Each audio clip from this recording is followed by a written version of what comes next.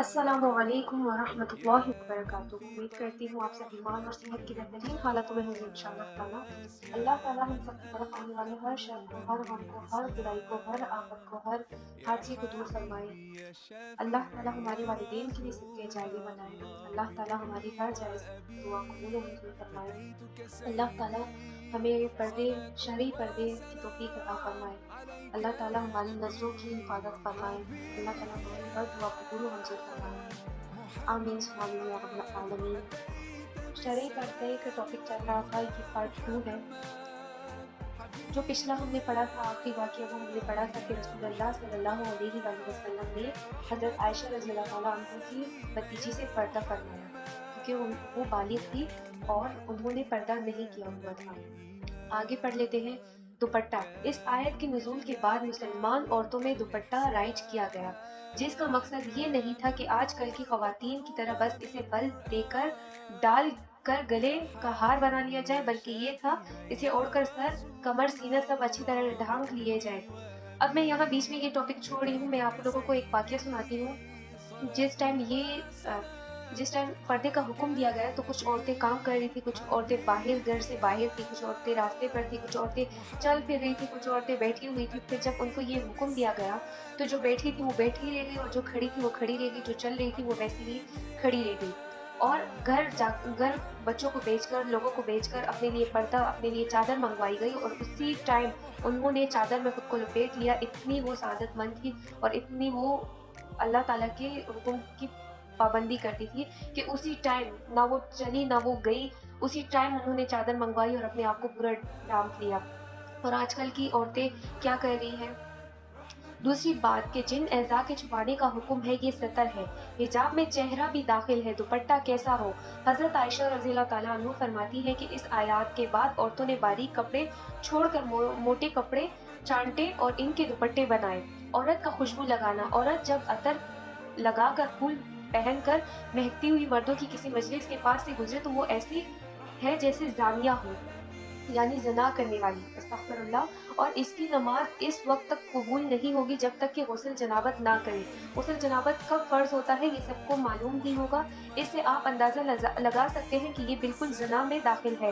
ہاں، خاوند کے لیے گھر میں لگا سکتی ہے، یعنی کہ خوشبو سے بھی پردہ ٹوٹتا ہے، ٹھیک ہے۔ رسول اللہ صلی اللہ علیہ وآلہ وسلم نے فرمایا، مومنو میرا کہا پورا کرو، ان نیک صفتوں کو لے لو، جاہلیت کی بد خصلتوں سے رک جاؤ۔ پوری فلاح اور نجات اسی کے لیے ہے جو اللہ کا فرمانبردار ہو، اس کے منع کردہ کاموں سے رک جاتا ہو۔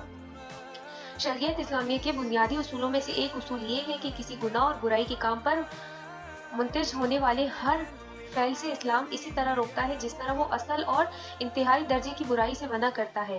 پردے کے زمن میں بد نظری کو اسلام تمام برائیوں کی جڑ قرار دیتا ہے اور اس کے فروغ کے تمام راستوں کو بند کر دیتا ہے، اسی لیے قرآن میں حکم ربانی ہے۔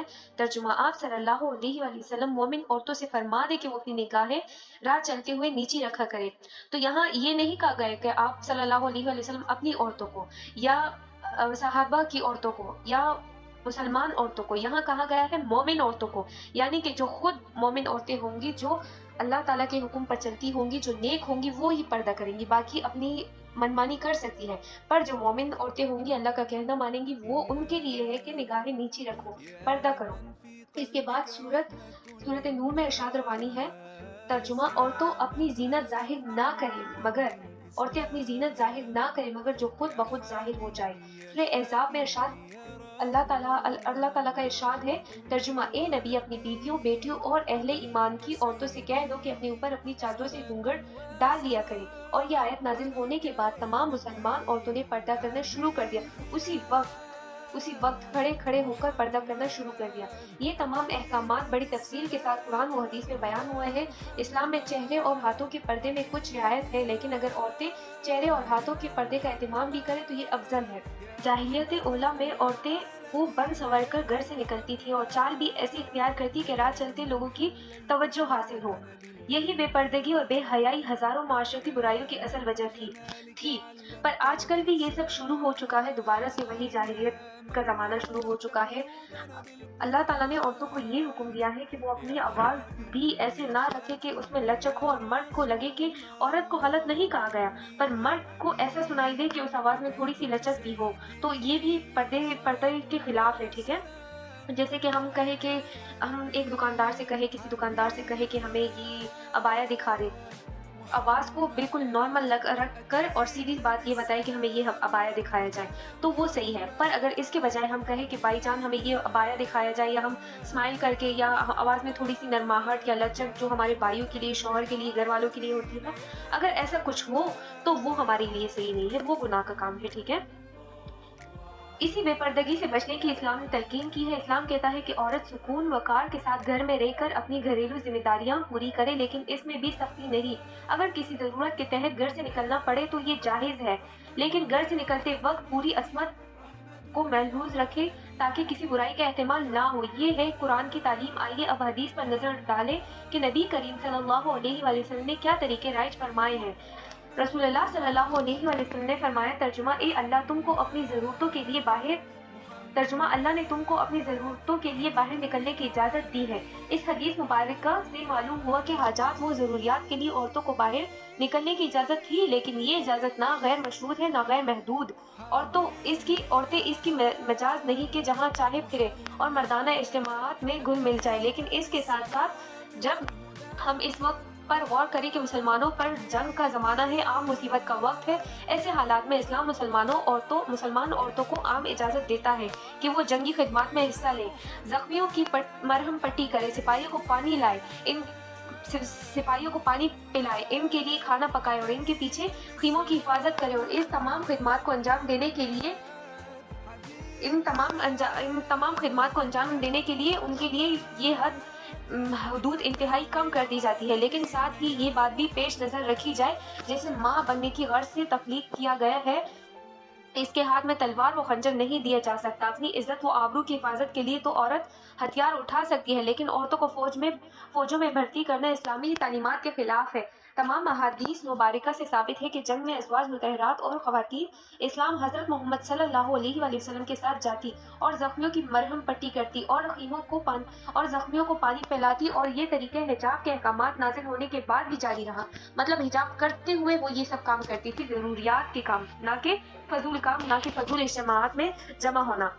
اسلام نے معاشرے کی اصلاح اور برائی و بے حیائی کی روک تھام کے لیے ایک ایسا مکمل اور جامع نظام معاشرت مسلمانوں کو دیا ہے، لیکن بدقسمتی سے ہمارے معاشرے میں آج اس نظام کی کوئی جھلک نظر نہیں آ رہی۔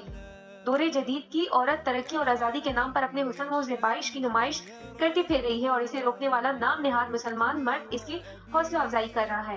بے پردگی اور بے حیائی جاہلیت کے دور کی نشانیاں ہیں، اور عورت کا بے پردہ ہونا نہ صرف معاشرتی تباہی کی وجہ بنتا ہے، بلکہ اللہ اور اس کے رسول صلی اللہ علیہ وآلہ وسلم کی ناراضگی کا باعث بھی ہے، اور اسی لیے مسلمان روز بروز اخلاقی اور معاشرتی پستی کا شکار ہو کر دنیا میں پریشان ہے۔ اللہ رب العزت سے دعا ہے کہ مسلمانوں کو یہود و ہنود کے طریقوں سے بچا کر قرآن و حدیث کی روشنی میں اپنے معاشرے کی اصلاح اور اسلامی قوانین نافذ کرنے کی توفیق عطا فرمائے، آمین۔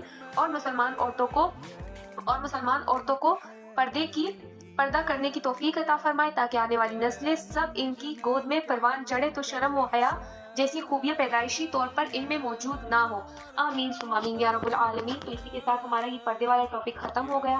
ملتے ہیں اگلے ٹاپک کے ساتھ۔ ہماری ویڈیوز کو لائک شیئر کمنٹ کیجیے گا پلیز۔ جزاکم اللہ خیرا کثیرا۔ السلام علیکم ورحمۃ اللہ وبرکاتہ۔